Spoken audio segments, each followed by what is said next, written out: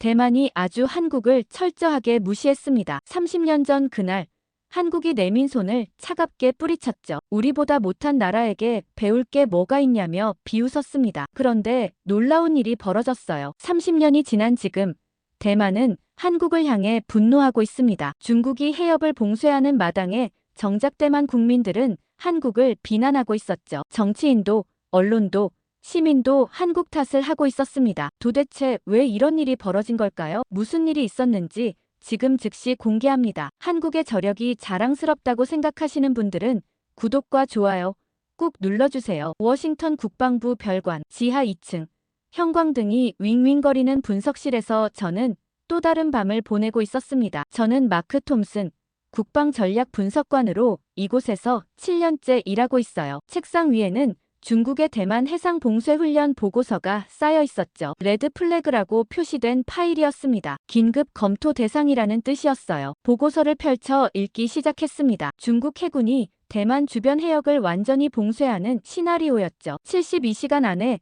모든 해상 교역로를 차단한다는 내용이었습니다. 예상 피해 규모, 대응 시나리오, 동맹국 반응 분석까지 빼곡하게 적혀 있었어요. 그런데 이상한 게 있었습니다. 부록실을 펼쳤을 때였어요. 대만 정치권 반응 분석이라는 섹션이었죠. 첫 문단을 읽는데 눈이 멈췄습니다. 대만 여야 정치인 17명의 공개 발언을 정리한 내용이었는데요. 중국을 규탄하는 내용이 있을 줄 알았어요. 하지만 완전히 달랐습니다. 한국이 우리를 버렸다는 표현이 반복되고 있었어요. 저는 형광펜을 들어 밑줄을 그었습니다. 한국의 배신, 한국의 기회주의, 한국이 우리를 외면했다. 모두 한국을 향한 말들이었죠. 중국 해군이 당장 해협을 막으려는 상황인데 대만 정치인들은 한국 얘기를 하고 있었습니다. 이해가 안 됐어요. 다음 페이지로 넘어갔습니다. 대만 언론 보도 분석이었어요. 주요 일간지 사설 5개가 번역돼 있었죠. 읽으면서 미간이 찌푸려졌습니다. 한국은 아시아의 균형을 깨뜨렸다. 한국의 선택이 우리를 위험에 빠뜨렸다. 한국이 중국 편을 들었다. 모두 한국을 비난하는 내용이었어요. 저는 의자 등받이에 기댔습니다. 뭔가 심각하게 이상했어요. 논리가 맞지 않았죠. 중국이 위협하는데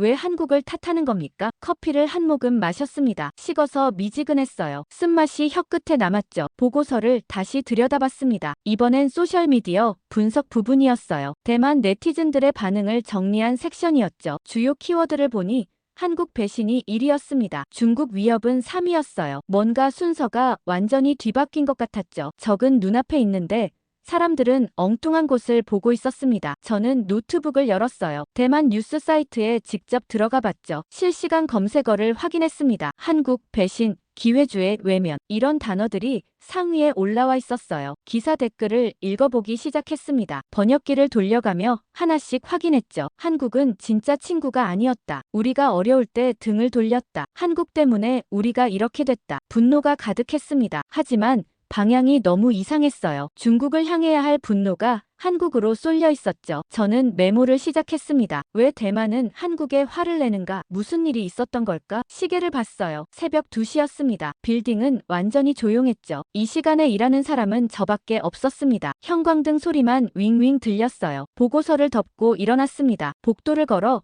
커피 머신 앞에 섰어요. 버튼을 눌렀죠. 검은 액체가 천천히 컵에 떨어졌습니다. 김이 모락모락 피어올랐어요. 뜨거운 컵을 들고 창가로 갔습니다. 워싱턴 야경이 눈앞에 펼쳐졌어요. 불빛들이 반짝이고 있었죠. 포토맥 강이 어둠 속에서 검게 흐르고 있었습니다. 머릿속으로 정리했습니다. 중국이 대만을 위협하고 있어요. 명확한 군사적 압박이죠. 해상 봉쇄 훈련이라는 게 사실상 전쟁 준비잖아요. 하지만 대만 사람들은 중국보다 한국에 더 화가 나 있습니다. 정치인도 언론도 시민도 한국을 비난하고 있어요. 이건 단순한 감정 분출이 아니었습니다. 뭔가 더 깊은 이유가 있을 거예요. 역사적 배경이나 결정적 사건이 있었을 겁니다. 저는 그게 뭔지 꼭 알아내야 했어요. 사무실로 돌아와 컴퓨터를 다시 켰습니다. 검색을 시작했죠. 대만 한국 관계, 대만 한국 역사, 대만 한국 갈등, 여러 키워드를 넣어봤어요. 자료가 쏟아져 나오기 시작했습니다. 대부분 최근 무역 통계나 외교 관계 설명이었어요. 별로 특별한 건 없었죠. 양국 교역 규모가 얼마다, 상호 투자가 어떻다.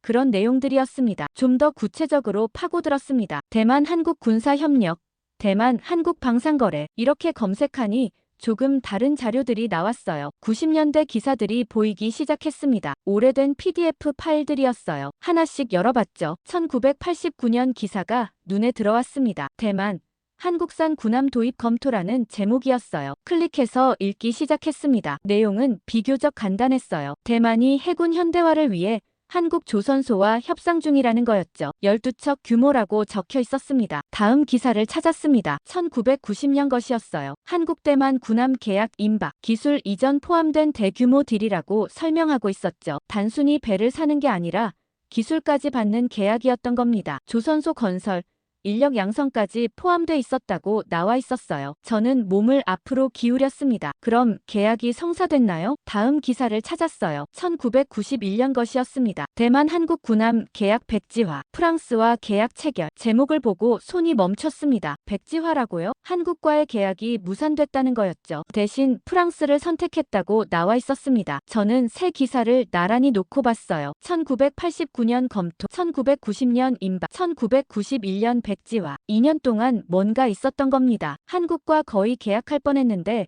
막판에 완전히 뒤집혔어요. 왜죠? 무슨 일이 있었던 걸까요? 더 찾아봤습니다. 당시 대만 언론 기사들을 검색했어요. 번역이 매끄럽지 않았지만 대충 내용은 파악할 수 있었죠. 한국 기술은 신뢰할 수 없다는 표현이 나왔습니다. 프랑스가 더 안전하다는 주장도 있었어요. 일부 정치인은 한국 배를 사는 게 자존심 상한다고 말했더군요. 저는 화면을 뚫어지게 봤습니다. 자존심이라고요? 군함 구매를 자존심 문제로 본 겁니까? 국가 안보보다 체면이 중요했다는 건가요? 시계를 다시 봤어요. 새벽 4시가 다 돼가고 있었습니다. 눈이 빠개질 것 같았어요. 하지만 멈출 수 없었습니다. 뭔가 엄청나게 중요한 걸 찾아가고 있다는 느낌이 강하게 들었거든요. 노트에 정리하기 시작했습니다. 1989년 대만은 한국과 군함 계약을 검토했다. 12척 규모, 기술 이전 포함. 1991년 계약 백지화. 프랑스 선택. 이유는 명확하지 않음. 자존심, 신뢰, 안전성 같은 모호한 이유들만. 그리고 지금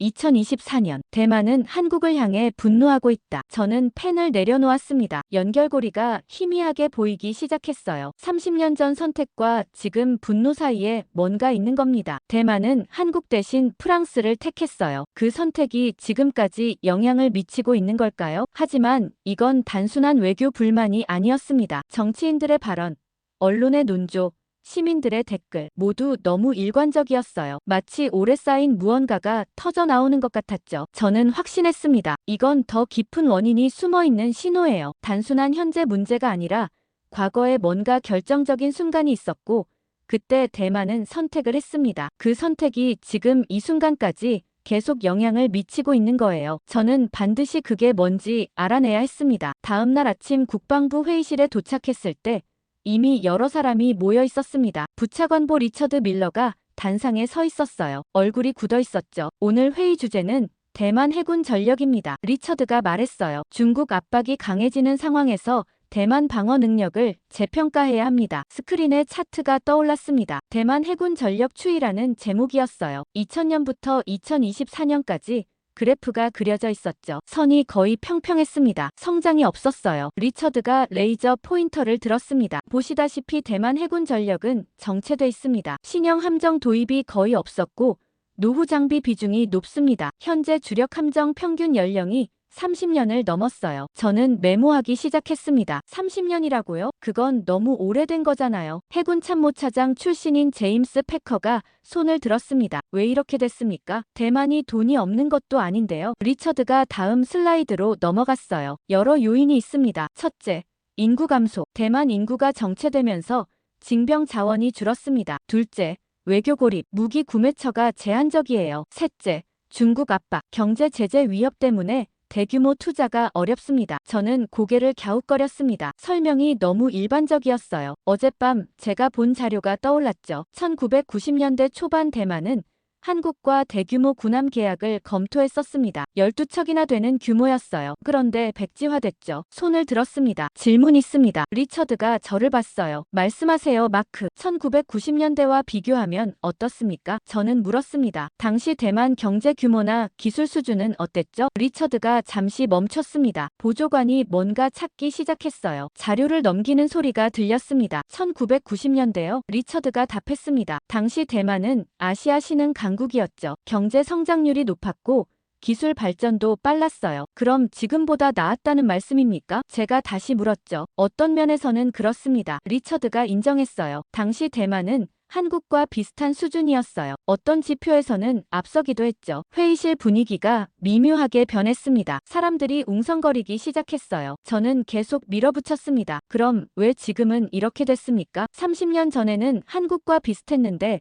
지금은 격차가 엄청 벌어졌잖아요. 리처드가 답하려다 말을 멈췄습니다. 말문이 막힌 것 같았어요. 보조관이 귓속말을 했죠. 잠시 후 리처드가 다시 입을 열었습니다. 여러 복합적 요인이 있습니다. 앞서 설명한 인구, 외교, 경제 문제들이요. 그건 아까 들었습니다. 제임스가 끼어들었어요. 하지만 그게 전부는 아닌 것 같은데요. 한국도 비슷한 문제가 있었잖아요. 인구 감소, 북한 위협, 경제 압박. 근데 한국은 계속 성장했어요. 리처드가 불편한 표정을 지었습니다. 한국은 상황이 달랐습니다. 뭐가 달랐죠? 제가 물었습니다. 구체적으로 설명해 주세요. 리처드가 한숨을 쉬었어요. 한국은 방산 투자를 지속했습니다. 정권이 바뀌어도 일관되게 밀어붙였죠. 조선 기술도 꾸준히 발전시켰고요. 대만은 안 그랬다는 말씀이네요. 제임스가 정리했습니다. 리처드가 고개를 끄덕였어요. 대만은 방향을 자주 바꿨습니다. 국산화를 하다가 외국산을 사고 또 국산화를 시도하고 일관성이 부족했죠. 저는 어제 본 기사가 생각났습니다. 1991년대만이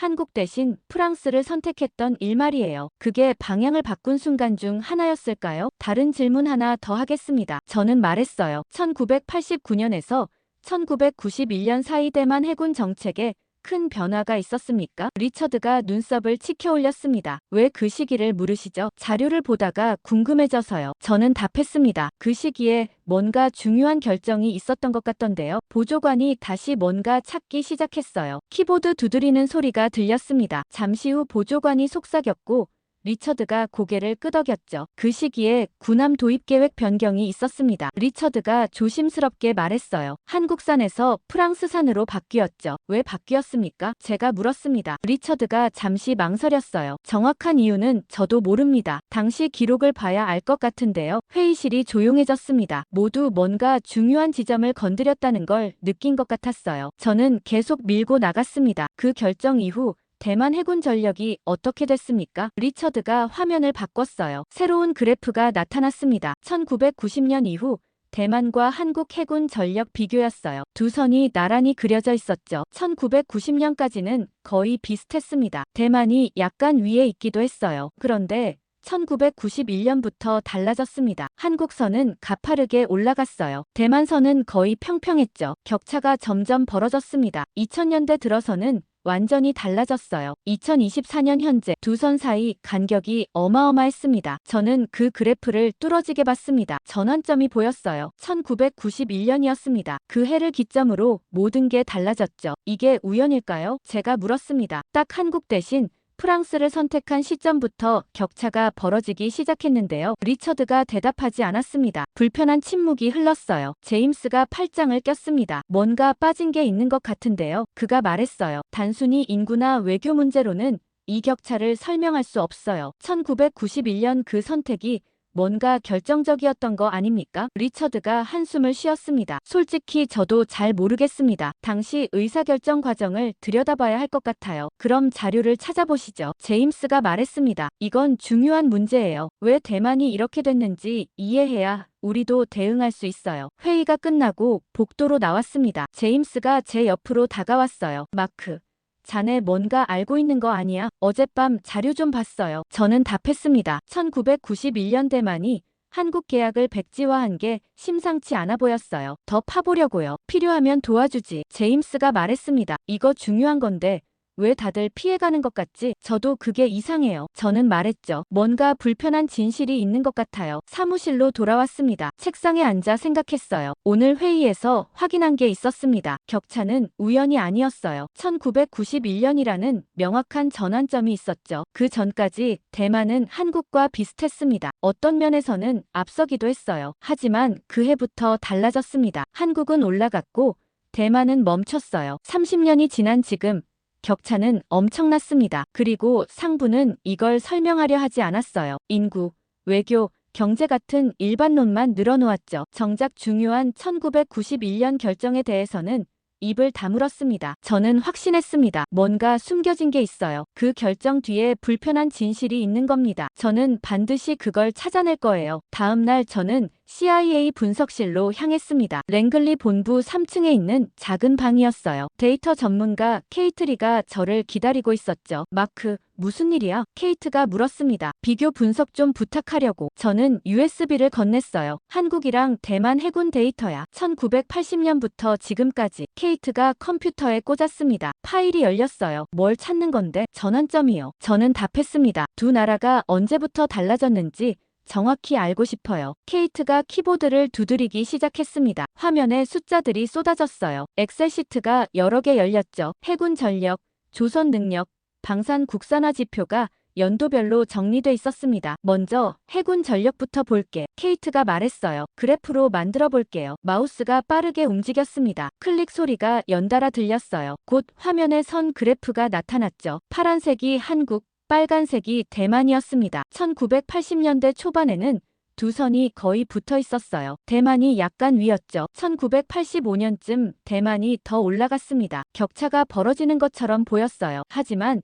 1989년부터 달라졌습니다. 대만 선이 주춤거리기 시작했어요. 한국은 계속 올라갔죠. 1991년 두 선이 교차했습니다. 그 이후로는 한국이 계속 위였어요. 격차가 점점 벌어졌습니다. 2000년대 들어서는 비교가 무의미할 정도였죠. 저는 화면에 바짝 다가갔습니다. 1991년이 전환점이네요. 명확해. 케이트가 고개를 끄덕였습니다. 여기서 완전히 갈라져요. 조선 능력도 볼게요. 다음 그래프가 나타났습니다. 연간 군함 건조 능력이었어요. 패턴이 비슷했습니다. 1980년대에는 대만이 앞섰어요. 1990년쯤 한국이 따라잡았죠. 1991년부터 한국이 급격히 올라갔습니다. 대만은 거의 정체됐어요. 2000년대 이후로는 한국이 압도적이었습니다. 방산 국산화율도 보자. 케이트가 세 번째 그래프를 띄웠어요. 또 같은 패턴이었습니다. 1980년대 대만이 앞서고 1991년 역전. 그 이후 격차 확대. 저는 의자를 당겨 앉았습니다. 전부 1991년이네. 우연이 아니야. 케이트가 화면을 가리켰습니다. 보세요, 마크. 1989년에서 1991년 사이가 결정적이에요. 대만은 이 2년 동안 성장이 멈췄어요. 한국은 가속이 붙었고요. 정확히 뭐가 있었는지 찾아봐야겠어요. 저는 말했습니다. 케이트가 인터넷 검색을 시작했어요. 대만 1989, 1991 국밥, 대만 군함 계약 1990 여러 키워드를 넣었죠. 기사들이 나오기 시작했습니다. 오래된 PDF 파일들이었어요. 하나씩 열어봤죠. 이거 봐요. 케이트가 화면을 확대했습니다. 1990년 기사였어요. 대만 한국 군함 12척 계약 협상 최종 단계, 기술 이전 포함, 대만 조선소 현대화 예정. 저는 그 문장을 읽고 또 읽었습니다. 12척이요? 기술 이전까지. 케이트가 다음 기사를 찾았어요. 몇 개월 후 것이었죠. 대만 한국 계약 백지화, 프랑스 라파에트급 도입 결정, 기술 이전 없이 완제품만 구매. 저는 두 기사를 나란히 놓고 비교했습니다. 한국 계약에는 기술 이전이 포함돼 있었어요. 조선소 건설, 인력 양성, 현지 생산 능력 확보까지. 프랑스 계약은 달랐습니다. 그냥 배만 사는 거였죠. 기술은 안 줬어요. 이게 차이였구나. 제가 중얼거렸습니다. 대만이 기술을 포기한 거예요. 케이트가 더 찾아봤어요. 당시 대만 국방부 회의록 요약본이 나왔죠. 번역된 버전이었습니다. 읽기 시작했어요. 한국 제안은 포괄적이나 시간이 오래 걸림. 프랑스 제안은 즉시 인도 가능하나 기술 이전 없음. 위원회는 신속한 전력 증강을 우선시. 프랑스 선택 결정. 저는 그 문장에 형광펜 표시를 했습니다. 신속한 전력 증강을 우선시. 지금 당장이 중요했던 거예요. 미래는 생각 안 한 겁니다. 케이트가 한숨을 쉬었습니다. 단기 성과를 택한 거네요. 장기 능력은 포기하고. 맞아요. 저는 고개를 끄덕였습니다. 한국 계약은 10년 프로젝트였을 거예요. 조선소 짓고 사람 키우고 기술 익히고 시간이 오래 걸리죠. 프랑스는 간단했어요. 돈 주고 배 받으면 끝. 당장은 빨랐죠. 근데 그 다음은요? 케이트가 물었습니다. 그 다음이 없었어요. 저는 화면을 가리켰습니다. 그래프 보세요. 1991년 이후 대만 조선 능력이 정체됐잖아요. 기술을 안 받았으니까 스스로 못 만드는 거예요. 한국은 달랐습니다. 기술을 받았고 발전시켰어요. 계속 새로운 배를 만들었죠. 능력이 쌓인 겁니다. 케이트가 다른 자료를 찾았어요. 대만 군함 평균 연령 추이였죠. 그래프가 나타났습니다. 1990년대에는 대만 군함이 비교적 젊었어요. 평균 15년 정도였죠. 2000년대 들어 늙기 시작했습니다. 평균 연령이 올라갔어요. 2024년 현재 평균 32년이었습니다. 저는 숨을 들이마셨어요. 32년이요? 그건 할아버지 배잖아요. 새 배를 안 만들었으니까요. 케이트가 말했습니다. 프랑스한테 계속 사야 하는데 돈이 많이 들죠. 기술이 없으니 자체 생산도 못하고. 한국은요? 제가 물었습니다. 한국 데이터 볼게요. 케이트가 화면을 바꿨습니다. 한국 군함 평균 연령이 나타났어요. 1990년대에도 20년 정도로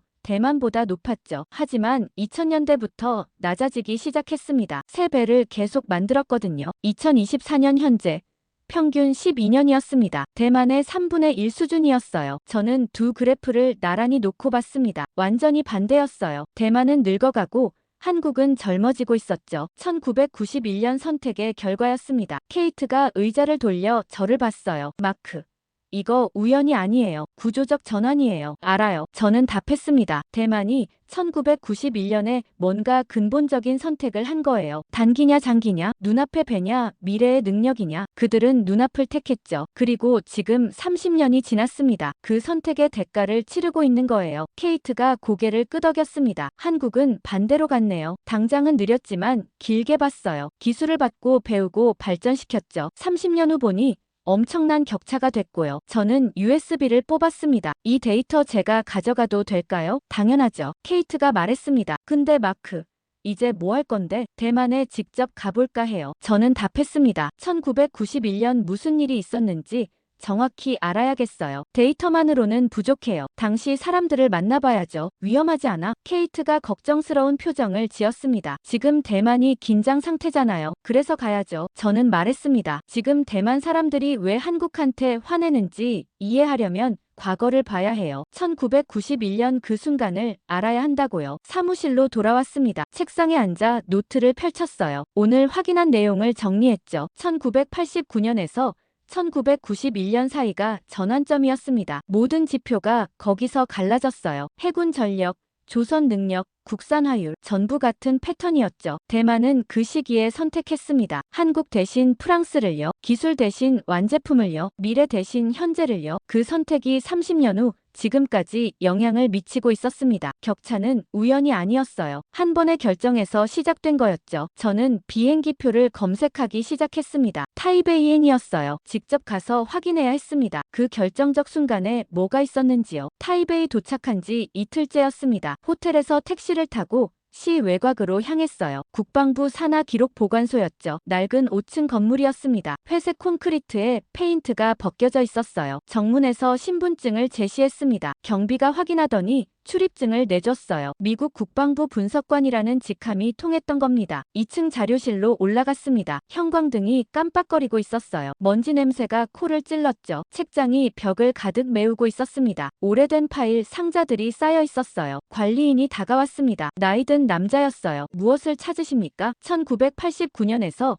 1991년 사이 해군 장비 도입 관련 문서요. 저는 답했습니다. 특히 한국과의 군함 계약 건이요. 관리인이 고개를 끄덕였습니다. 잠시만요. 그가 사다리를 가져와 높은 선반으로 올라갔어요. 상자 몇 개를 내렸죠. 여기 있을 겁니다. 관리인이 말했습니다. 오래된 자료라 정리가 안 돼 있어요. 직접 찾으셔야 해요. 상자를 테이블로 옮겼습니다. 뚜껑을 열었어요. 서류 뭉치가 가득했죠. 하나씩 꺼내 펼쳐보기 시작했습니다. 회의록, 계약서 초안, 기술 사양서, 연도별로 섞여 있었어요. 1987년 문서, 1988년 문서 계속 넘겼죠. 1989년 파일이 나왔습니다. 한국 조선사 제안서라고 적혀 있었어요. 펼쳐봤습니다. 두꺼운 문서였어요. 100페이지가 넘었죠. 중국어와 영어가 섞여 있었습니다. 천천히 읽기 시작했어요. 첫 장은 개요였습니다. 대만 해군 현대화 종합계획, 12척 호위함 건조 및 기술 이전, 현지 조선소 건설 포함. 저는 형광펜을 꺼냈습니다. 밑줄을 그어가며 읽었어요. 계획이 상세했습니다. 1단계는 한국에서 내척 건조, 대만 기술진을 한국에 파견해 교육. 2단계는 대만 조선소 건설, 한국 기술자들이 와서 지도. 3단계는 대만에서 8척 현지 생산, 완전 기술 이전 완료. 다음 페이지로 넘어갔습니다. 예산안이 나왔어요. 총 15년 계획이었죠. 초기 투자가 컸습니다. 조선소 건설에만 상당한 돈이 들었어요. 하지만 장기적으로는 이득이었습니다. 계산서가 첨부돼 있었죠. 15년 후부터는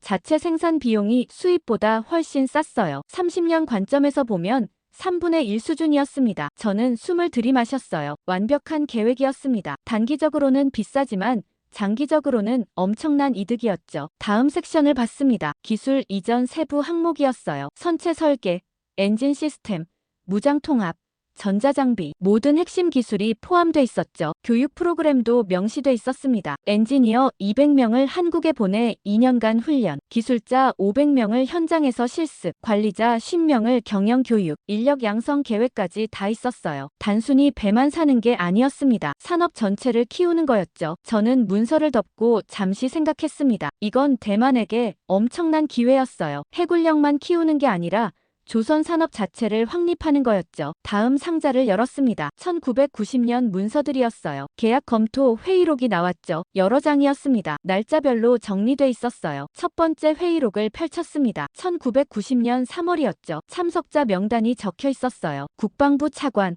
해군 참모차장, 조선공사 사장, 재무부 국장, 고위급 회의였습니다. 회의 내용을 읽었어요. 한국 제안에 대한 평가였죠. 기술적으로는 우수함, 가격 경쟁력 있음, 일정 현실적, 전반적으로 긍정적이었습니다. 하지만 우려사항도 있었어요. 15년은 너무 긴, 초기 투자 부담 큼, 정치적 리스크 존재. 마지막 항목에 눈이 갔습니다. 정치적 리스크요? 다음 회의록을 찾았어요. 1990년 6월이었습니다. 분위기가 달라져 있었죠. 일부 위원들이 반대 의견을 냈어요. 한국 기술 신뢰도 의문, 프랑스 등 선진국 제안 재검토 필요, 국가 위신 고려해야. 저는 그 문장에 멈췄습니다. 국가 위신이라고요? 다음 페이지를 넘겼습니다. 한 위원의 발언이 인용돼 있었어요. 우리가 왜 한국한테 배워야 하는가? 우리가 경제적으로 앞섰는데 굳이 한국 기술이 필요한가? 프랑스 같은 선진국과 거래하는 게 체면상 맞다. 저는 펜을 내려놓았습니다. 체면이라고요? 국가 안보를 체면 문제로 본 겁니까? 다음 회의록들을 빠르게 넘겼습니다. 1990년 9월, 11월 반대 의견이 점점 커지고 있었어요. 기술적 장점보다 정치적 우려가 앞서기 시작했죠. 마침내 1991년 1월 회의록이 나왔습니다. 최종 결정 회의였어요. 제목부터 명확했죠. 해군 호위함 도입 최종 결정. 회의 내용을 읽었습니다. 표결이 있었어요. 한국 제안 찬성 3명, 반대 7명, 프랑스 제안 찬성 8명, 반대 2명, 프랑스가 선택됐습니다. 결정 이유가 적혀 있었어요. 즉시 전력화 가능, 검증된 선진 기술, 국제적 위상 제고. 저는 마지막 문장을 다시 봤습니다. 국제적 위상 제고요? 다음 페이지에 소수 의견이 첨부돼 있었어요. 반대표를 던진 2명의 소견이었죠. 읽기 시작했습니다. 단기 이익에 현혹돼 장기 능력을 포기하는 것임. 기술 이전 없이는 자립 불가능. 15년 후를 생각해야 함. 하지만 소수 의견이었습니다. 묵살됐죠. 저는 문서를 테이블에 내려놓았습니다. 창밖을 봤어요. 타이베이 하늘이 흐렸습니다. 머릿속을 정리했죠. 대만은 완벽한 기회를 가지고 있었습니다. 한국이 내민 손이었어요. 12척 군함,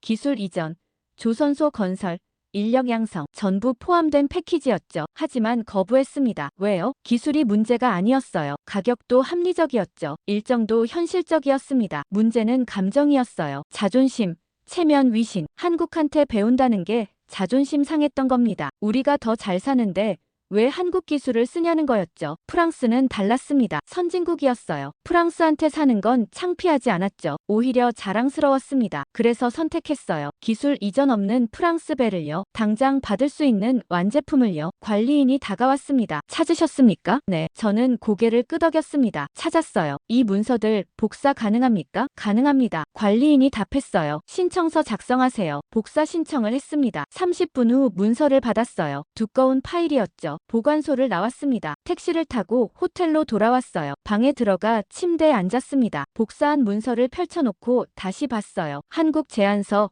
회의록, 최종 결정문, 모든 게 명확했습니다. 대만은 스스로 선택했어요. 미래를 버리고 현재를 택했죠. 기술을 포기하고 완제품을 샀습니다. 그리고 30년이 지났어요. 그 선택의 결과가 지금 나타나고 있었죠. 격차, 노후화, 무능력 모두 1991년 그 회의실에서 시작된 거였습니다. 타이베이 외곽 한적한 주택가였습니다. 택시에서 내려 주소를 확인했어요. 2층 집이었죠. 회색 벽에 빨간 기와였습니다. 대문 앞에 서서 초인종을 눌렀어요. 잠시 후 문이 열렸습니다. 70대쯤 되어 보이는 남자였어요. 희끗희끗한 머리에 안경을 쓰고 있었죠. 리 장군님이십니까? 제가 물었습니다. 그렇습니다. 그가 답했어요. 톰슨 씨죠? 들어오세요. 거실로 안내받았습니다. 소파에 앉았어요. 차를 내왔죠. 따뜻한 김이 피어올랐습니다. 리 장군은 은퇴한 해군 중장이었어요. 1991년 당시 해군 참모 차장이었죠. 군함 도입 결정 회의에 참석했던 사람이었습니다. 미국에서 멀리 오셨네요. 리 장군이 말했습니다. 무엇을 알고 싶으신지요? 1991년 결정 과정이요. 저는 솔직하게 말했습니다. 왜 한국 대신 프랑스를 선택했는지 궁금해요. 리 장군이 차를 한 모금 마셨습니다. 표정이 무거워졌어요. 오래된 일이군요. 그가 천천히 말했습니다. 하지만 잊지 못하죠. 회의록을 봤습니다. 저는 말했어요. 기술적으로는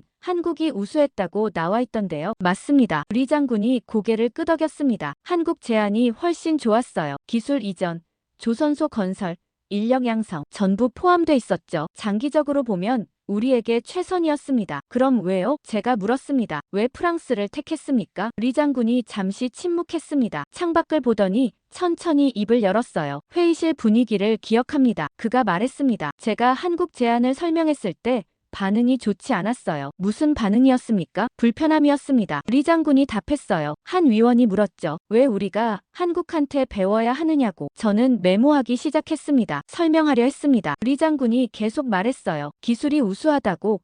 가격이 합리적이라고. 하지만 듣지 않았어요. 감정적 반응이었죠. 어떤 감정이었습니까? 자존심입니다. 리 장군이 명확하게 말했습니다. 우리가 한국보다 잘 사는데 왜 한국 기술을 쓰냐는 거였어요. 체면이 서지 않는다고 했죠. 저는 펜을 멈췄습니다. 체면이요? 네. 리 장군이 한숨을 쉬었어요. 1990년 당시 대만 경제가 한국보다 나았어요. 1인당 GDP도 높았고 외환 보유고도 많았죠. 사람들이 자신감이 있었습니다. 한국은 아직 따라오는 나라라고 생각했어요. 그런데 한국한테 군함 기술을 배운다고요? 그게 받아들여지지 않았던 겁니다. 저는 고개를 끄덕였습니다. 이해가 되기 시작했어요. 다른 위원이 말했죠. 리 장군이 계속했습니다. 프랑스는 다르다고. 선진국이고 검증된 기술이라고. 프랑스한테 사는 건 창피하지 않다고 했어요. 오히려 우리 위상을 높인다고 주장했죠. 장군님은 뭐라고 하셨습니까? 제가 물었습니다. 반박했습니다. 리 장군이 답했어요. 기술 이전이 없으면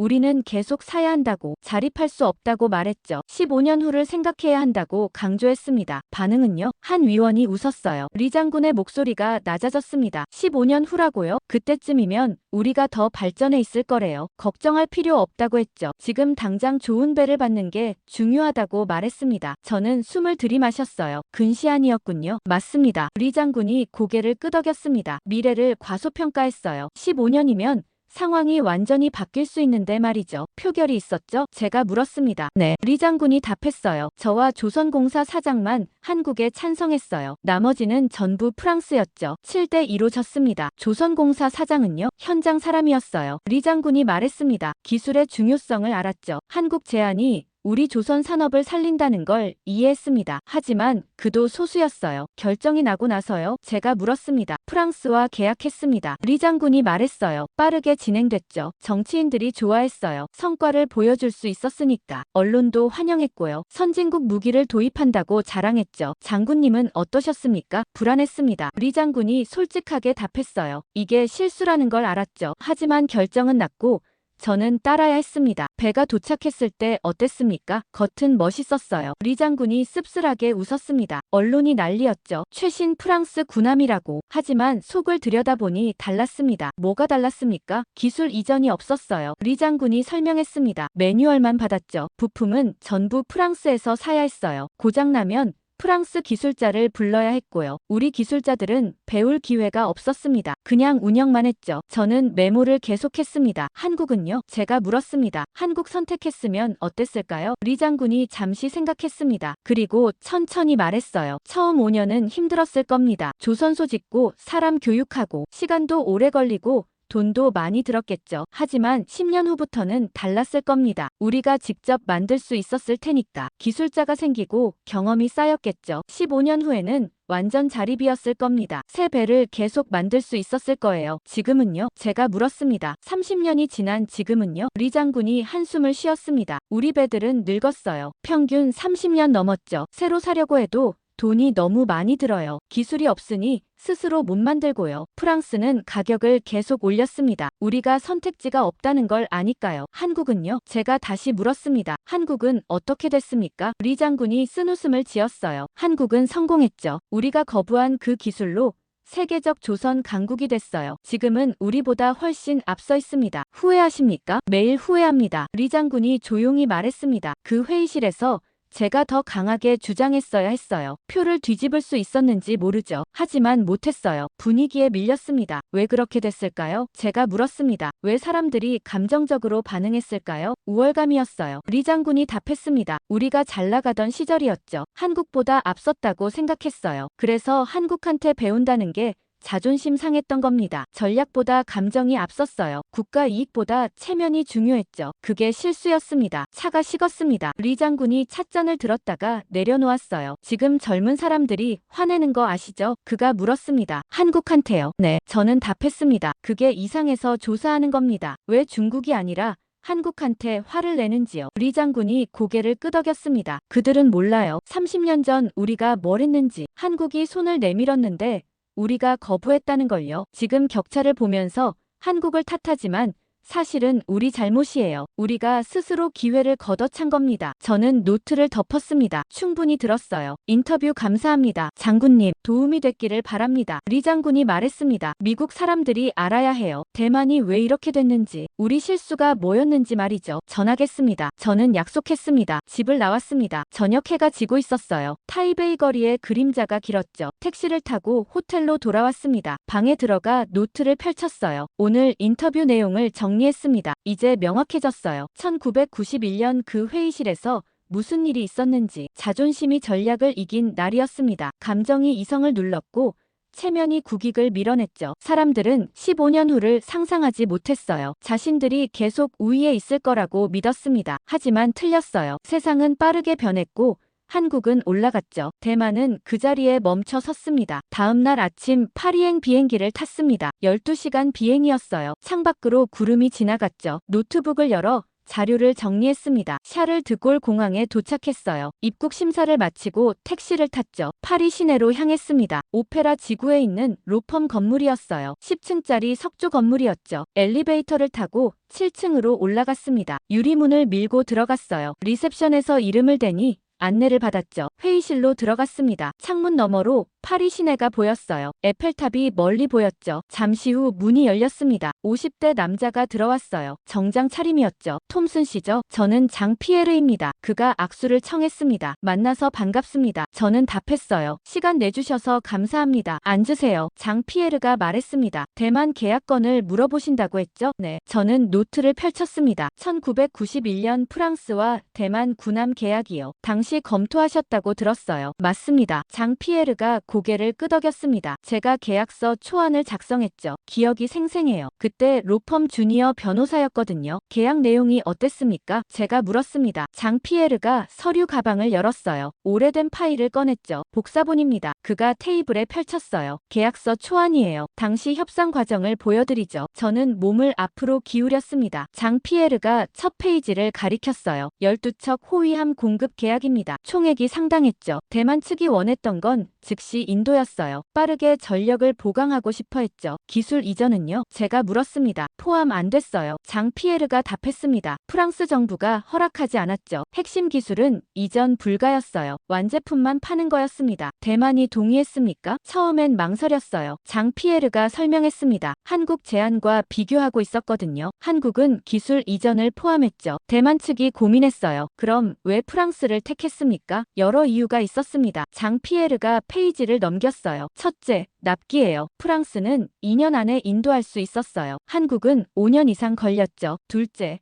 브랜드였습니다. 프랑스 군함은 검증됐어요. 세계 여러 나라가 쓰고 있었죠. 한국은 아직 수출 실적이 적었어요. 셋째가 중요했습니다. 장피에르가 특정 조항을 가리켰어요. 정치적 유연성이에요. 이게 뭡니까? 제가 물었습니다. 계약서 7조를 보세요. 장피에르가 설명했습니다. 국제 정세 변화 시 공급 범위 조정 가능이라고 적혀 있어요. 무슨 뜻이죠? 상황에 따라 사양을 바꿀 수 있다는 겁니다. 장피에르가 답했어요. 예를 들어 중국이 항의하면 특정 무장을 빼고 줄 수 있어요. 대만이 그걸 받아들였습니까? 네. 장피에르가 고개를 끄덕였습니다. 선택지가 없었어요. 프랑스 아니면 미국뿐이었는데 미국은 거절했죠. 그래서 조건을 받아들였습니다. 저는 그 조항을 다시 봤습니다. 교묘했어요. 겉으로는 정상 계약처럼 보이지만 함정이 숨어 있었죠. 실제로 조정됐습니까? 제가 물었습니다. 됐죠. 장피에르가 답했습니다. 인도전에 중국이 압박했어요. 프랑스 정부가 일부 무장을 다운그레이드했죠. 레이더도 성능 낮춘 걸로 바꿨고요. 대만은 항의했지만 소용없었어요. 계약서에 명시돼 있었으니까요. 저는 메모했습니다. 한국 계약은 어땠습니까? 제가 물었습니다. 당시 한국 제안도 보셨나요? 봤어요. 장피에르가 답했습니다. 비교 검토했죠. 한국 계약서는 달랐어요. 훨씬 구체적이었습니다. 어떻게요? 모든 사양이 명시돼 있었어요. 장피에르가 설명했습니다. 엔진 출력, 레이더 성능, 무장 종류, 숫자로 다 박혀 있었죠. 변경 조항도 없었어요. 계약하면 그대로 줘야 했습니다. 기술 이전 부분도 상세했어요. 장피에르가 계속 말했습니다. 어떤 기술을,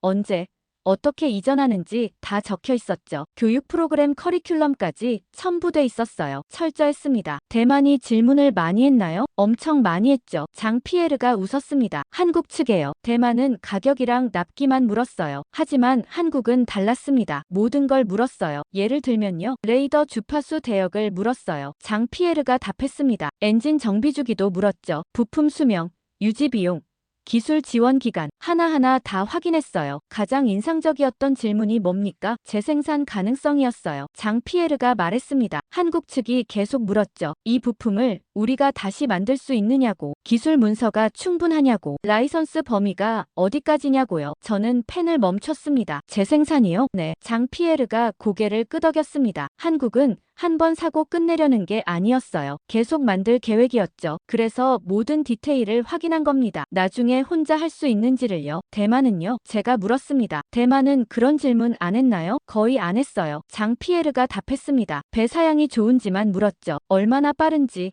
무장이 뭔지. 하지만 기술적 디테일은 관심 없었어요. 받아서 쓰면 된다고 생각한 것 같았죠. 두 나라 차이가 명확하네요. 제가 말했습니다. 완전히 달랐어요. 장피에르가 동의했습니다. 한국은 배우려고 했어요. 대만은 사려고 했죠. 한국은 기술자 마인드였고 대만은 소비자 마인드였습니다. 그게 지금까지 이어진 거군요. 제가 말했습니다. 그런 것 같아요. 장피에르가 답했습니다. 한국은 그 후 계속 발전했죠. 기술을 배우고 개선하고 수출까지 했어요. 대만은 계속 사기만 했고요. 능력이 안 늘었죠. 계약서를 보면 운명이 보입니까? 제가 물었습니다. 어느 정도는요? 장피에르가 답했습니다. 어떤 질문을 하는지 보면 알아요. 미래를 생각하는지, 현재만 보는지, 배우려는지, 쓰기만 하려는지. 한국은 배우려는 나라였어요. 대만은 쓰려는 나라였죠. 인터뷰 감사합니다. 저는 노트를 덮었습니다. 도움이 많이 됐어요. 천만에요. 장피에르가 말했습니다. 궁금한 거 있으면 연락하세요. 로펌을 나왔습니다. 파리거리를 걸었어요. 카페에 들어가 커피를 주문했죠. 창가 자리에 앉아 노트를 펼쳤습니다. 오늘 배운 걸 정리했어요. 계약서가 모든 걸 말해주고 있었습니다. 프랑스 계약은 유연했어요. 상황에 따라 바뀔 수 있었죠. 대만은 그걸 받아들였습니다. 선택지가 없었으니까요. 한국 계약은 구체적이었어요. 모든 게 명시돼 있었죠. 한국은 집요하게 질문했습니다. 다시 만들 수 있는지 확인했어요. 두 나라의 사고방식이 완전히 달랐습니다. 대만은 완제품을 원했고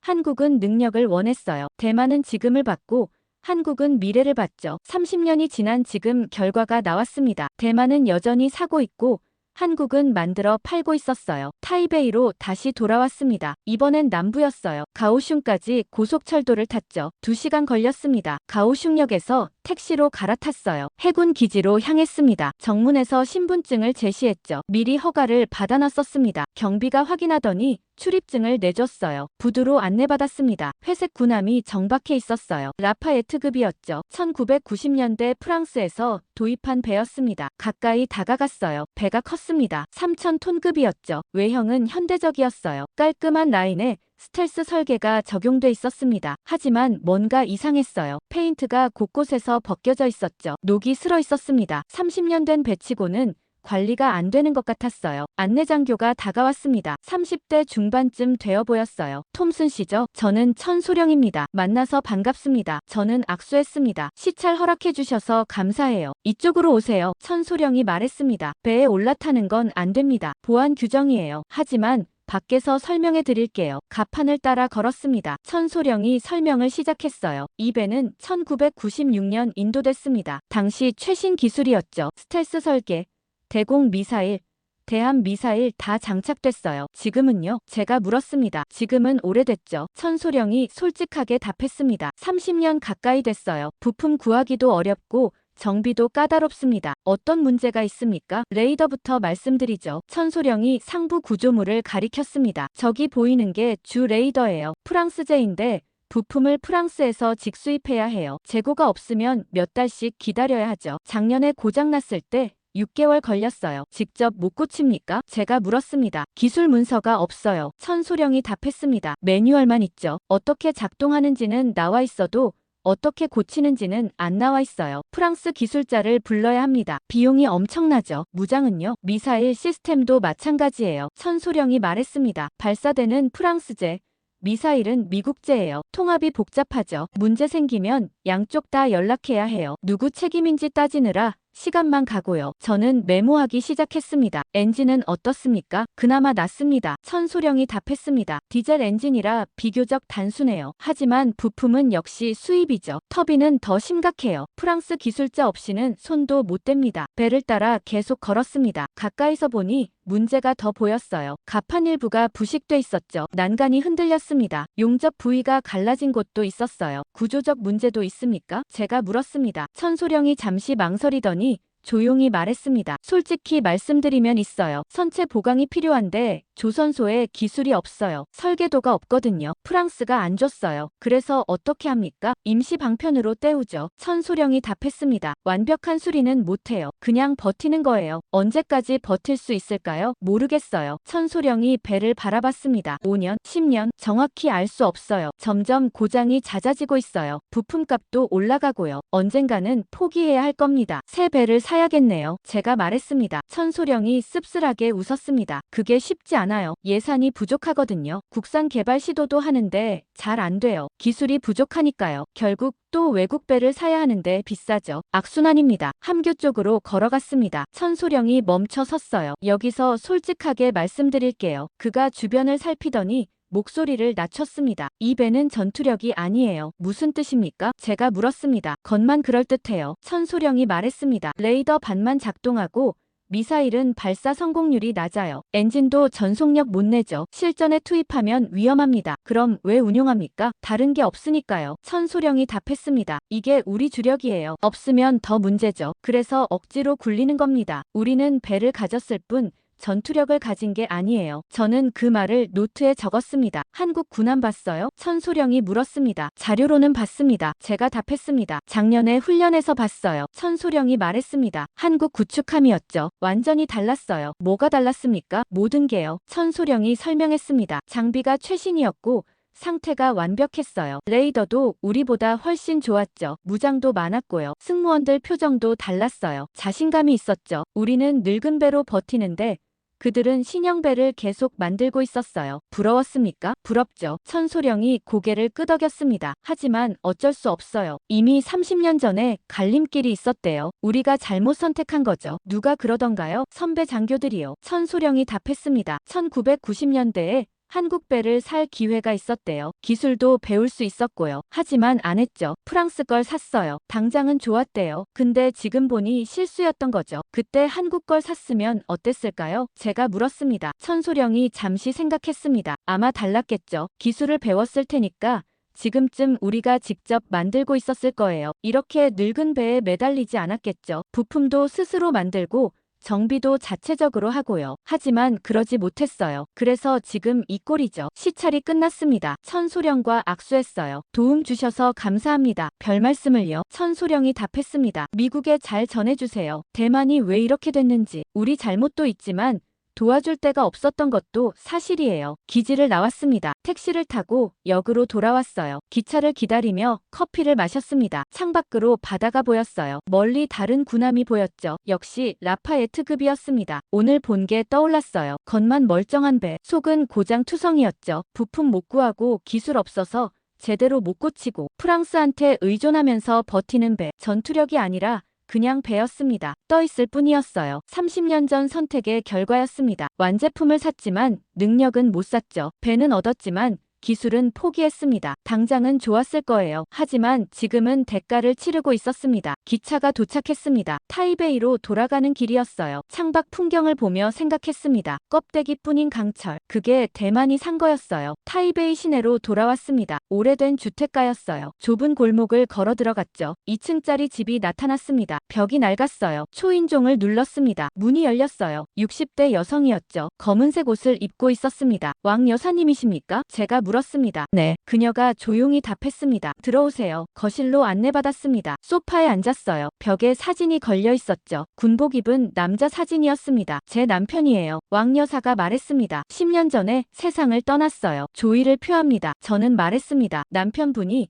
1991년 프랑스 계약 담당자셨다고 들었어요. 맞아요. 왕 여사가 고개를 끄덕였습니다. 국방부 조달과장이었죠. 프랑스 군함 계약을 총괄했어요. 그때 일을 여쭤보고 싶습니다. 제가 말했습니다. 괜찮으시겠어요? 왕 여사가 잠시 망설였습니다. 그리고 천천히 입을 열었어요. 물어보세요. 이제 숨길 것도 없어요. 남편분이 계약을 진행하셨죠? 네. 왕 여사가 답했습니다. 1991년 초부터 시작했어요. 프랑스 측과 협상했죠. 몇 달 걸렸어요. 순조로웠습니까? 처음에는 그랬어요. 왕 여사가 말했습니다. 프랑스가 적극적이었거든요. 좋은 조건 제시했고요. 남편이 열심히 했어요. 빨리 마무리하려고 했죠. 그런데요. 여름쯤 이상한 일이 시작됐어요. 왕 여사가 계속 말했습니다. 프랑스 중개인이 나타났어요. 뇌물을 요구했죠. 얼마나요? 상당했어요. 왕 여사가 답했습니다. 계약 금액의 몇 %였죠. 정확한 숫자는 모르겠어요. 하지만 엄청난 돈이었어요. 남편이 거절했습니다. 남편분은요? 거부했어요. 왕 여사가 말했습니다. 남편은 정직한 사람이었어요. 뇌물 같은 건 절대 받지 않았죠. 중개인한테 돌아가라고 했어요. 그 다음이요? 압박이 시작됐어요. 왕 여사의 목소리가 떨렸습니다. 전화가 오기 시작했어요. 협조하지 않으면 문제가 생길 거라고 했죠. 남편은 신경 안 썼어요. 협박에 굴복하지 않았죠. 언제부터 이상해졌습니까? 가을이었어요. 왕 여사가 답했습니다. 남편이 집에 늦게 들어오기 시작했어요. 표정이 어두웠죠. 무슨 일 있냐고 물으면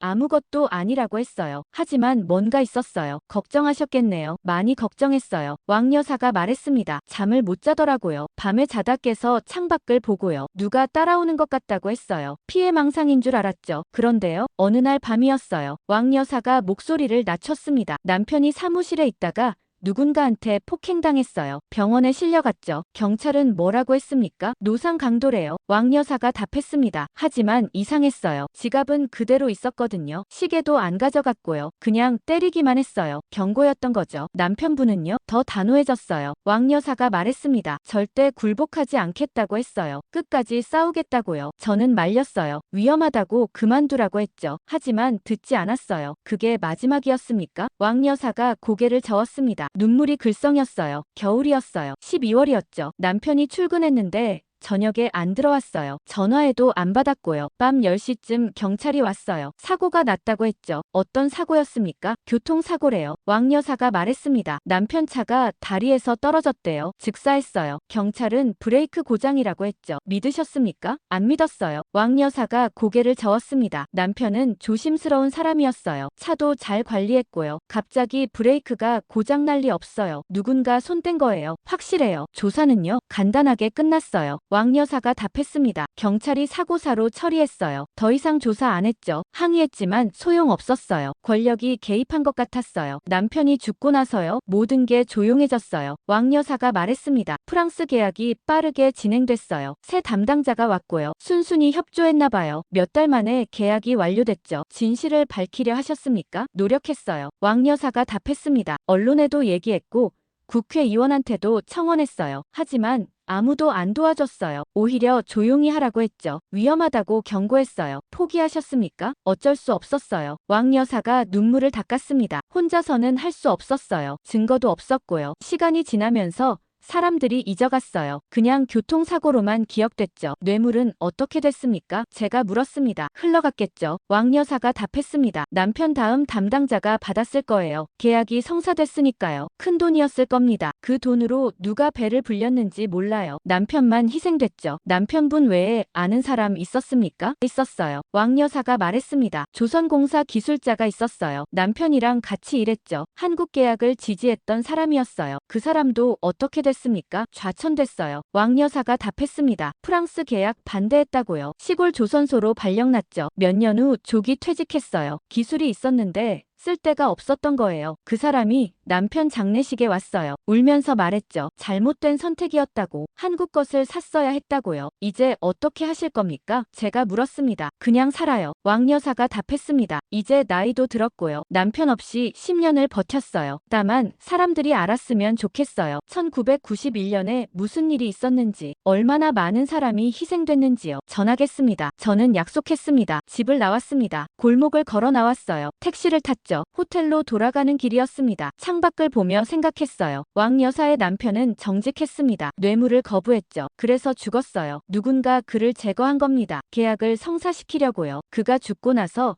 계약이 빠르게 진행됐습니다. 새 담당자는 협조했겠죠. 돈을 받았을 거예요. 그렇게 프랑스 계약이 완료됐습니다. 하지만 대가가 있었어요. 정직한 사람이 죽었고 유능한 기술자가 좌천됐죠. 기술 이전 기회가 사라졌습니다. 그리고 30년이 지났어요. 그 선택이 대만을 여기까지 끌고 왔죠. 늙은 군함, 부족한 기술, 끊어진 인재, 모두 1991년 겨울 그날 시작됐습니다. 사람을 잃은 나라는 미래도 잃었던 겁니다. 인천공항에 도착했습니다. 입국 심사를 마치고 나왔어요. 리무진 버스를 탔죠. 서울 시내로 향했습니다. 창밖으로 한강이 보였어요. 다리를 건너며 생각했습니다. 대만에서 본 것들이 떠올랐죠. 늙은 군함, 희생된 사람들, 잃어버린 기회. 한국은 어땠을까요? 호텔에 짐을 풀고 전화를 걸었습니다. 박진우 고문이었어요. 해군 출신 조선 기술자였죠. 국방부에서 연락처를 받았습니다. 여보세요? 목소리가 들렸습니다. 박진우 고문님이십니까? 제가 물었습니다. 저는 마크 톰슨 미국 국방부 분석관입니다.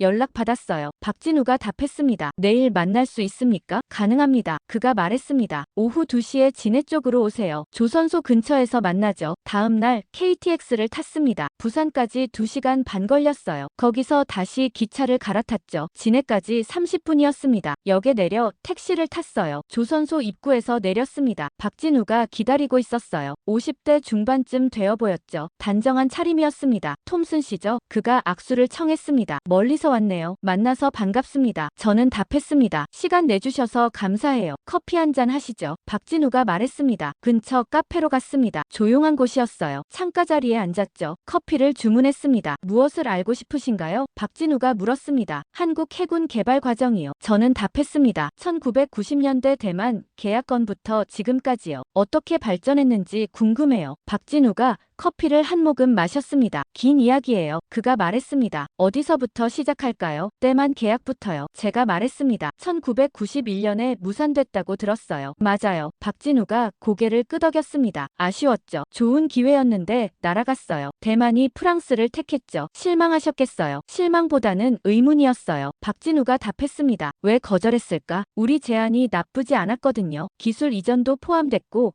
가격도 합리적이었어요. 근데 안 받았죠. 이유를 아셨습니까? 나중에 들었어요. 박진우가 말했습니다. 자존심 문제였대요. 우리한테 배우는 게 싫었다고. 프랑스가 더 나아 보였다나요? 그때 기분이 어떠셨어요? 솔직히 화났죠. 박진우가 답했습니다. 우리 기술을 무시한 것 같아서요. 하지만 곧 생각을 바꿨어요. 그들 손해지 우리 손해가 아니라고요. 우리는 계속하면 됐으니까요. 계속했습니까? 당연히요. 박진우가 말했습니다. 대만 계약이 없어도 할 일은 많았어요. 우리 해군 배를 만들어야 했죠. 기술을 계속 발전시켰어요. 멈추지 않았습니다. 어떻게 발전시켰습니까? 질문을 멈추지 않았어요. 박진우가 답했습니다. 이게 우리가 다시 만들 수 있는가? 항상 이걸 물었죠. 외국 기술을 배울 때도 마찬가지였어요. 어떻게 작동하는지만 보지 않았어요. 왜 그렇게 만들었는지 이해하려 했죠. 예를 들면요. 프랑스한테 배웠을 때요. 박진우가 설명했습니다. 엔진 설계를 봤어요. 왜 이 배치인지 물었죠. 프랑스 기술자가 설명했어요. 냉각 효율 때문이라고. 우리는 다시 물었어요. 다른 방법은 없는지, 더 나은 배치는 없는지. 귀찮아하지 않았습니까? 처음엔 그랬어요. 박진우가 웃었습니다. 왜 이렇게 질문이 많냐고 했죠. 그냥 따라하면 되지 않냐고. 하지만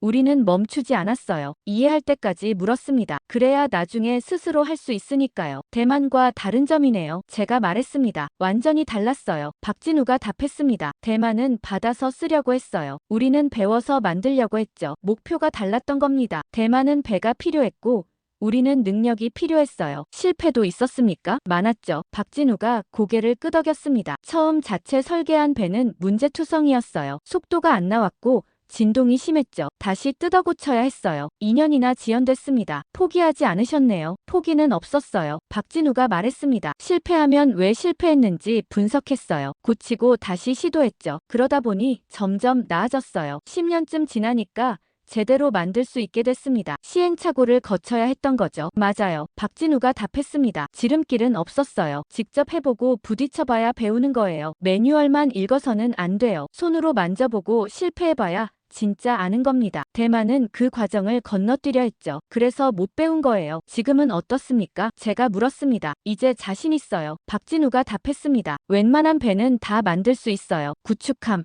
호위함, 잠수함, 설계부터 건조까지 전부 우리가 해요. 외국 기술 안 빌려도 됩니다. 수출도 하고 있죠. 어떻게 거기까지 왔습니까? 멈추지 않았으니까요. 박진우가 말했습니다. 30년 동안 계속 질문하고 배우고 만들었어요. 하나씩 쌓아 올린 겁니다. 빠른 길을 찾지 않았어요. 제대로 된 길을 걸었죠. 느리지만 확실한 방법이었습니다. 핵심이 뭡니까? 제가 물었습니다. 한국이 성공한 비결이요. 박진우가 잠시 생각했습니다. 그리고 답했어요. 태도예요. 우리는 항상 물었어요. 이걸 우리가 다시 만들 수 있는가? 외국 기술을 보면서도 그걸 물었죠. 답이 아니오면 불안했어요. 남한테 의존하는 게 싫었거든요. 그래서 끝까지 파고들었습니다. 이해할 때까지, 할 수 있을 때까지요. 그게 집착이었던 거죠. 대만은 그 집착이 없었습니까? 없었던 것 같아요. 박진우가 답했습니다. 사면 된다고 생각했죠. 필요하면 또 사면 되고요. 기술이 왜 필요한지 절박하게 느끼지 못한 거예요. 우리는 달랐어요. 북한이 있었고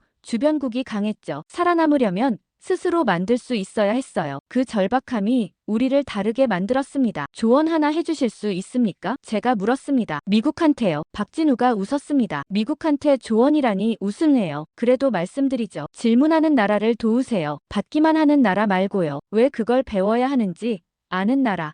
스스로 하려는 나라. 그런 나라한테 기술을 주면 발전해요. 그냥 완제품 원하는 나라는 안 돼요. 계속 달라고 할 뿐이죠. 커피를 다 마셨습니다. 박진우가 일어났어요. 조선소 보여드릴까요? 밖에서만 볼 수 있지만요. 좋습니다. 저는 답했습니다. 밖으로 나왔습니다. 조선소가 보였어요. 거대한 크레인들이 서 있었죠. 도크에서 배를 만들고 있었습니다. 불꽃이 튀고 있었어요. 용접하는 소리가 들렸죠. 쉬지 않고 일하고 있었습니다. 저기서 매년 배가 나와요. 박진우가 말했습니다. 우리 해군 것도 있고 수출용도 있어요. 멈추지 않아요. 전쟁이 없어도 만들죠. 필요할 때 준비하면 늦으니까요. 미리 만들어 놓는 겁니다. 그게 한국 방식이군요. 제가 말했습니다. 그렇죠. 박진우가 답했습니다. 위기에 반응하지 않아요. 미리 준비하는 거예요. 평화로울 때 전쟁을 대비하고 여유 있을 때 다음을 준비하죠. 그래야 살아남아요. 작별 인사를 했습니다. 택시를 타고 역으로 돌아왔어요. 기차를 기다리며 생각했습니다. 박진우가 말한 게 떠올랐어요. 질문하는 나라. 이걸 우리가 다시 만들 수 있는가? 한국은 그 질문을 멈추지 않았습니다. 30년 동안 물었고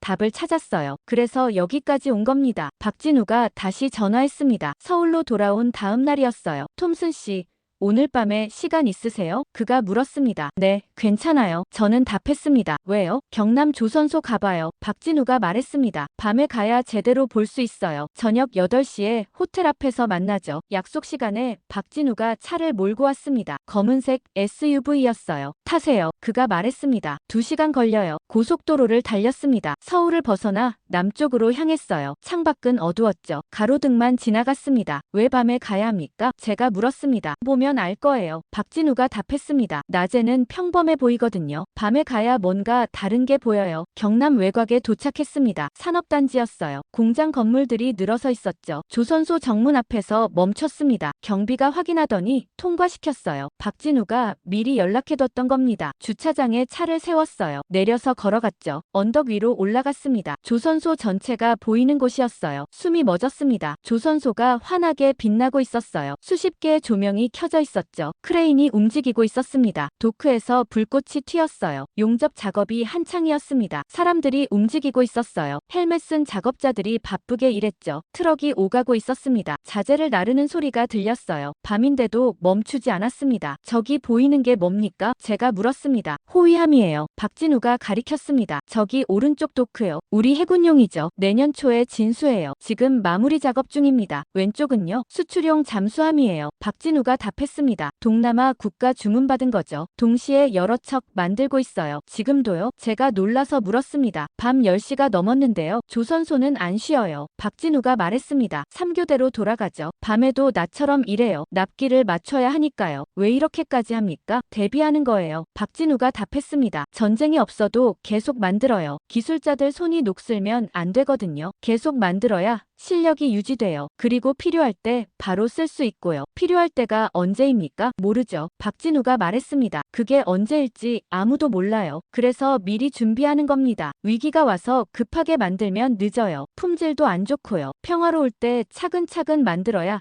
제대로 된 게 나와요. 대만은 어떻습니까? 제가 물었습니다. 대만은 필요할 때 사려고 해요. 박진우가 답했습니다. 위기가 오면 주문하죠. 하지만 그땐 이미 늦어요. 만드는데 시간 걸리거든요. 우리는 달라요. 미리 만들어 놓으니까 바로 쓸 수 있어요. 시간을 선점하는 거죠. 아래쪽 도크로 내려갔습니다. 가까이서 봤어요. 배가 거대했죠. 수십 미터 높이였습니다. 작업자들이 사다리를 타고 올라갔어요. 용접하는 불빛이 선명했죠. 불꽃이 떨어지며 어둠을 밝혔습니다. 한 작업자가 내려왔어요. 헬멧을 벗으며 물을 마셨죠. 박진우가 다가가 악수했습니다. 김 반장님, 그가 인사했어요. 오랜만이네요. 어떻게 지내세요? 바쁘게 지내죠. 김 반장이 답했습니다. 요즘 일이 많아서요. 미국에서 오신 분이에요. 박진우가 저를 소개했습니다. 조선소 보여주는 중이에요. 멀리서 왔네요. 김 반장이 악수했습니다. 밤늦게까지 수고하십니다. 제가 말했습니다.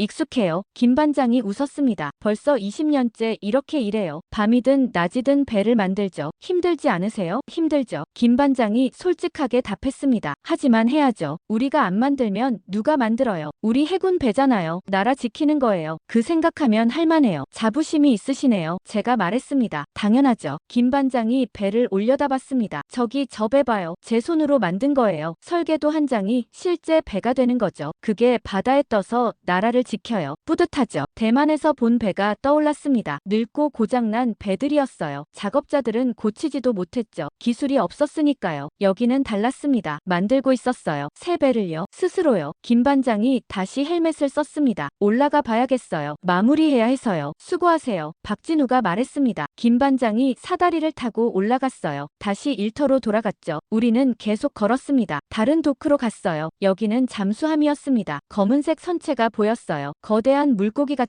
기술자들이 내부 작업을 하고 있었습니다. 이것도 밤에 하네요. 제가 말했습니다. 잠수함은 특히 그래요. 박진우가 설명했습니다. 정밀 작업이 많거든요. 낮에 못 끝낸 걸 밤에 마저 해요. 온도도 밤이 안정적이에요. 용접할 때 좋죠. 여기서 몇 척이나 만듭니까? 연간 두세 척이요. 박진우가 답했습니다. 우리 해군용이랑 수출용이에요. 계속 주문이 들어와요. 기술이 검증됐거든요. 값도 합리적이고요. 대만도 살 수 있나요? 제가 물었습니다. 기술적으로는 가능하죠. 박진우가 답했습니다. 하지만 그쪽에서 안 사려고 할 거예요. 아직도 자존심 문제가 있으니까요. 30년 전이랑 똑같아요. 언덕으로 다시 올라갔습니다. 조선소 전체를 내려다봤어요. 세계 도크가 전부 불을 밝히고 있었죠. 크레인이 쉬지 않고 움직였습니다. 트럭이 오가고 사람들이 일했어요. 밤 11시가 넘었는데도 활기가 넘쳤습니다. 이게 한국이에요. 박진우가 조용히 말했습니다. 위기를 기다리지 않아요. 평화로울 때 준비해요. 필요할 때 만들면 늦으니까 미리 만들어 놓죠. 전쟁 없어도 전쟁 준비를 해요. 그래야 전쟁이 안 나거든요. 대비가 곧 억제라는 거군요. 제가 말했습니다. 그렇죠. 박진우가 고개를 끄덕였습니다. 힘이 있으면 함부로 못해요. 근데 그 힘은 하루아침에 안 생겨요. 매일매일 쌓아야 해요. 저기 저 사람들처럼요. 밤에도 일하면서 말이죠. 시간을 선점한다는 말이 이해됩니다. 저는 말했습니다. 미래를 지금 만드는 거네요. 맞아요. 박진우가 답했습니다. 3년 후 필요한 배를 지금 만들어요. 5년 후 쓸 기술을 지금 개발하죠. 남들이 위기라고 할 때 우리는 이미 준비돼 있어요. 그게 한국이 살아남은 방법이에요. 차로 돌아왔습니다. 서울로 향했어요. 고속도로를 달리며 뒤를 돌아봤습니다. 조선소 불빛이 멀어지고 있었어요. 하지만 계속 빛나고 있었죠. 멈추지 않고요. 박진우가 말했습니다. 미국 사람들한테 전해주세요. 한국이 왜 강한지요? 우리는 이기고 나서 준비하는 게 아니에요. 미리 이겨놓는 거예요. 전쟁 전에 전쟁을 끝내는 겁니다. 그게 우리 방식이에요. 서울 호텔에 도착했습니다. 작별 인사를 했어요.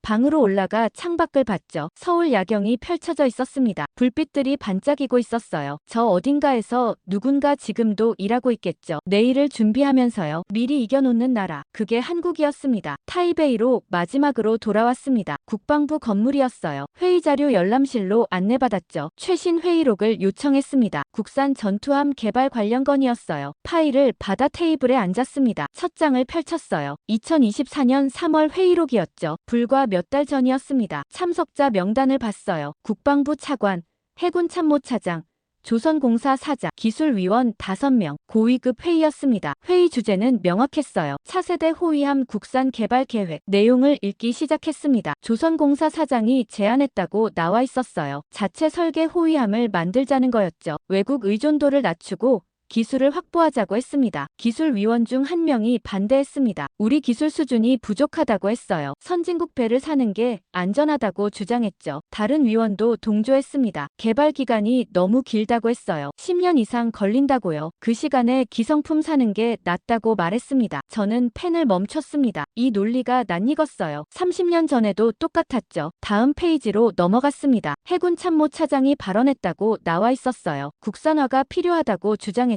계속 수입만 하면 능력이 안 늘어난다고 했습니다. 하지만 소수 의견이었습니다. 대다수는 회의적이었어요. 위험하다.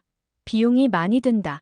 실패할 수 있다. 부정적 의견이 쏟아졌죠. 표결이 있었습니다. 국산 개발 찬성 2명.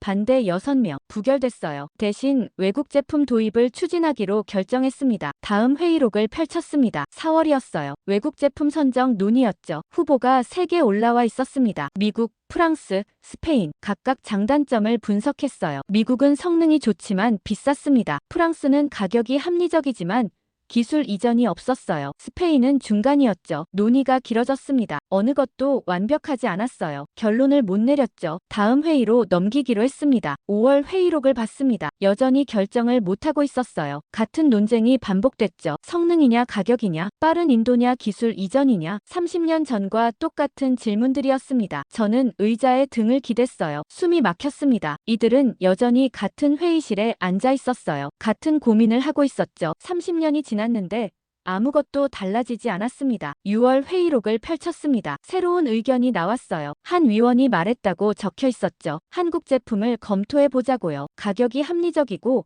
성능도 검증됐다고 했습니다. 즉각 반대 의견이 나왔습니다. 한국 기술을 믿을 수 있냐는 거였어요. 검증이 부족하다고 했죠. 다른 위원이 추가로 반대했습니다. 정치적으로 민감하다고 했어요. 여론이 좋지 않을 거라고 말했습니다. 한국 제안은 빠르게 묵살됐습니다. 더 이상 논의도 안 했어요. 처음부터 선택지가 아니었던 겁니다. 저는 형광펜으로 밑줄을 그었습니다. 한국 기술을 믿을 수 없다. 30년 전에도 똑같은 말을 했었죠. 그때는 한국이 정말 검증이 부족했어요. 하지만 지금은 다릅니다. 한국은 세계적 조선 강국이에요. 수출도 많이 하고 있죠. 그런데도 여전히 못 믿는다고 했습니다. 7월 회의록을 봤어요. 결론이 나왔다고 적혀 있었습니다. 프랑스 제품을 선택하기로 했어요. 이유는 간단했죠. 검증된 기술, 안정적 공급, 30년 전과 똑같은 이유였습니다. 기술 이전은 포함 안 됐어요. 완제품만 구매하는 거였죠. 조선공사 사장이 재차 반대했습니다. 기술을 안 받으면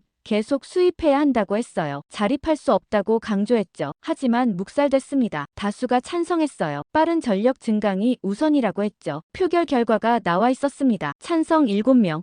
반대 1명, 가결됐어요. 저는 파일을 덮었습니다. 창밖을 봤어요. 타이베이 거리가 보였죠. 사람들이 오가고 있었습니다. 그들은 모를 겁니다. 저 회의실에서 무슨 일이 벌어지는지. 30년 전과 똑같은 실수가 반복되고 있다는 걸요. 관리인이 다가왔습니다. 다른 자료 필요하세요? 1991년 회의록 있습니까? 제가 물었습니다. 군함 도입 결정 관련 건이요. 있어요. 관리인이 답했습니다. 잠시만요. 그가 파일을 가져왔어요. 오래된 폴더였죠. 펼쳐봤습니다. 1991년 회의록이었어요. 프랑스 계약 최종 결정 회의였죠. 2024년 회의록과 나란히 놓고 비교했습니다. 참석자 직급이 비슷했어요. 국방부 차관, 해군 고위 장성, 조선공사 임원, 구성이 똑같았죠. 회의 내용도 비슷했습니다. 국산 개발 vs 외국 구매, 기술 이전 vs 완제품, 장기 vs 단기, 똑같은 논쟁이었어요. 반대 논리도 같았습니다. 우리 기술 부족, 개발 기간 너무 김, 위험 부담 큼, 30년 전이나 지금이나 똑같았죠. 결론도 같았어요. 외국산 선택, 기술 이전 포기, 빠른 인도 우선, 하나도 달라진 게 없었습니다. 저는 두 문서를 사진으로 찍었습니다. 증거로 남겨야 했어요. 대만이 30년 동안 제자리 걸음했다는 증거였죠. 관리인한테 감사 인사를 했습니다. 보관소를 나왔어요. 택시를 타고 호텔로 돌아왔습니다. 방에 들어가 노트북을 열었어요. 보고서를 쓰기 시작했죠. 제목을 입력했습니다. 반복되는 회의.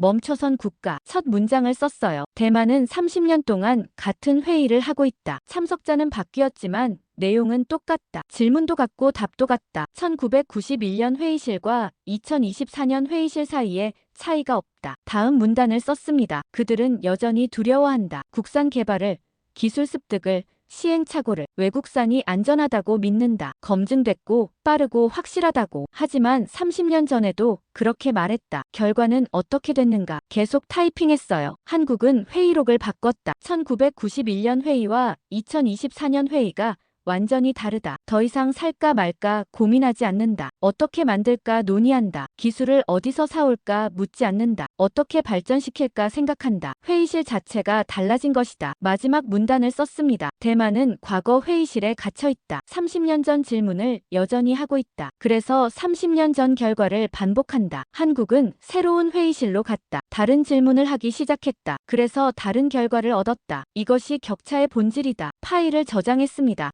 제목을 다시 봤어요. 반복되는 회의. 그게 대만의 현실이었습니다. 같은 회의를 30년째 하고 있었어요. 같은 걱정, 같은 두려움, 같은 결론. 아무것도 배우지 못했습니다. 이제 이유를 알았습니다. 왜 대만 사람들이 한국에게 화를 내는지. 한국이 나아갈 때 자신들은 제자리였으니까요. 한국이 새로운 질문을 할 때 자신들은 옛날 질문을 반복했으니까요. 격차는 능력 차이가 아니었습니다. 질문의 차이였어요. 대만은 여전히 물었죠. 살까 말까, 믿을까 말까. 한국은 물었습니다. 어떻게 만들까?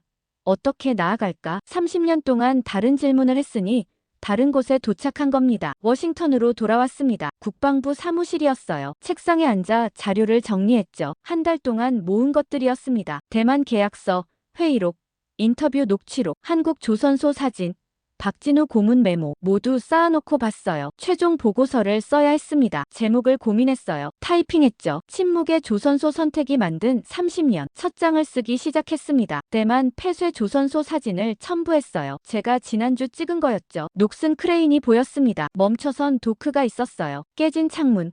자란 잡초. 아무도 없었습니다. 10년 전 문을 닫았다고 했어요. 일거리가 없어서요. 기술이 없으니 배를 못 만들었죠. 정부 주문도 외국으로 갔습니다. 결국 폐업한 겁니다. 다음 장에 한국 조선소 사진을 넣었습니다. 밤에 찍은 거였어요. 환하게 빛나는 조명이 보였죠. 움직이는 크레인.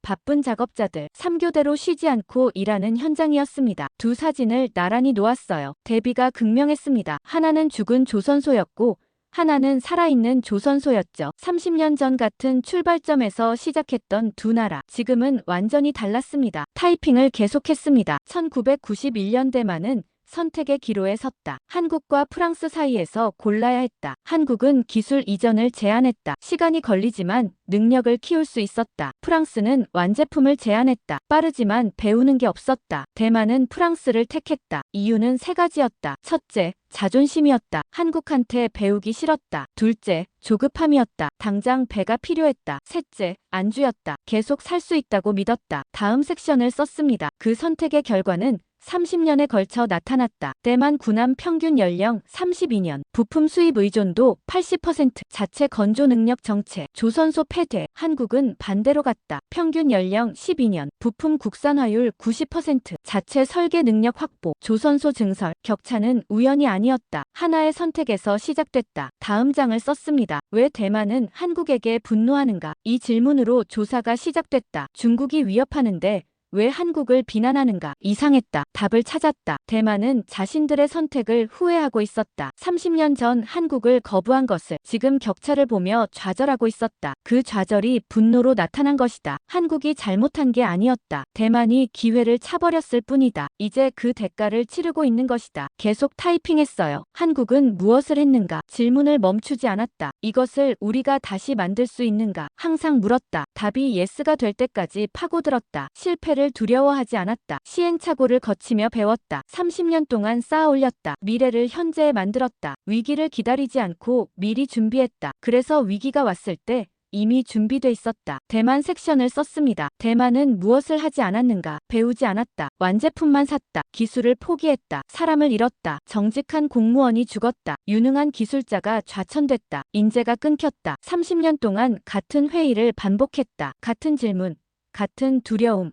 같은 결론. 과거 회의실에서 벗어나지 못했다. 그래서 과거에 머물렀다. 마지막 장을 쓰기 시작했습니다. 결론이었어요. 국가의 운명은 거창한 전쟁이 아니라 조용한 회의실에서 결정된다. 1991년 그 회의실에서 대만은 선택했다. 쉬운 길을 택했다. 한국은 어려운 길을 택했다. 30년 후 결과가 나왔다. 쉬운 길은 막다른 골목이었다. 어려운 길은 넓은 대로였다. 대만 조선소는 침묵했다. 녹슨 크레인만 남았다. 한국 조선소는 빛났다. 밤에도 쉬지 않고 일했다. 이것이 선택의 무게다. 한 번의 결정이 30년을 만들었다. 파일을 저장했습니다. 인쇄 버튼을 눌렀어요. 프린터가 돌아가기 시작했죠. 한 장씩 나왔습니다. 총 50페이지였어요. 사진도 포함돼 있었죠. 대만 폐쇄 조선소와 한국 가동 조선소. 극명한 대비였습니다. 부차관보 리처드한테 가져갔습니다. 사무실 문을 두드렸어요. 들어오세요. 목소리가 들렸습니다. 보고서 완성했습니다. 저는 서류를 내밀었어요. 리처드가 받아들었습니다. 첫 페이지를 펼쳐봤어요. 사진을 봤죠. 두 조선소 사진이었습니다. 표정이 굳었어요. 이게 뭡니까? 그가 물었습니다. 대만과 한국입니다. 저는 답했습니다. 30년 전 같은 출발선에 있었어요. 지금은 완전히 다르죠. 리처드가 계속 읽었습니다. 페이지를 넘겼어요. 회의록 비교 부분에서 멈췄죠. 1991년이랑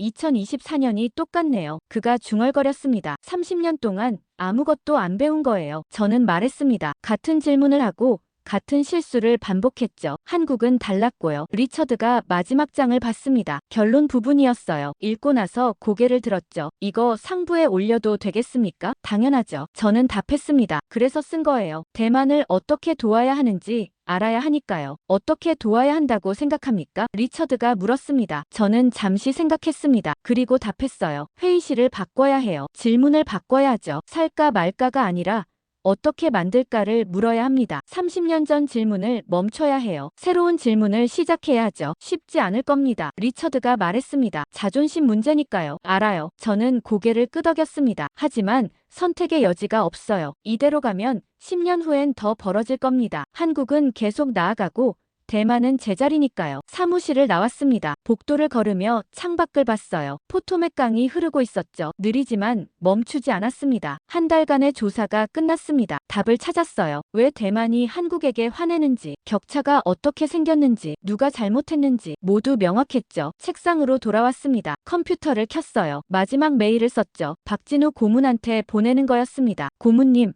보고서 완성했습니다. 도움 주셔서 감사합니다. 하나 배웠어요. 위대한 국가는 스스로를 증명하려 하지 않는다는 것. 조용히 선택을 쌓아갈 뿐이다. 한국이 그랬습니다. 30년 동안 묵묵히 만들었어요. 증명할 필요 없었죠. 시간이 답을 냈으니까요. 비교는 끝났습니다. 보내기를 눌렀습니다. 의자에 기댔어요. 조사는 끝났지만 이야기는 계속될 겁니다. 대만은 여전히 고민하겠죠. 한국은 계속 나아갈 거고요. 침묵의 조선소와 빛나는 조선소. 두 이미지가 머릿속에 남았습니다. 하나는 멈춘 시간이었고 하나는 흐르는 시간이었죠. 선택이 만든 차이였습니다. 30년 전 시작된 차이가 지금도 계속되고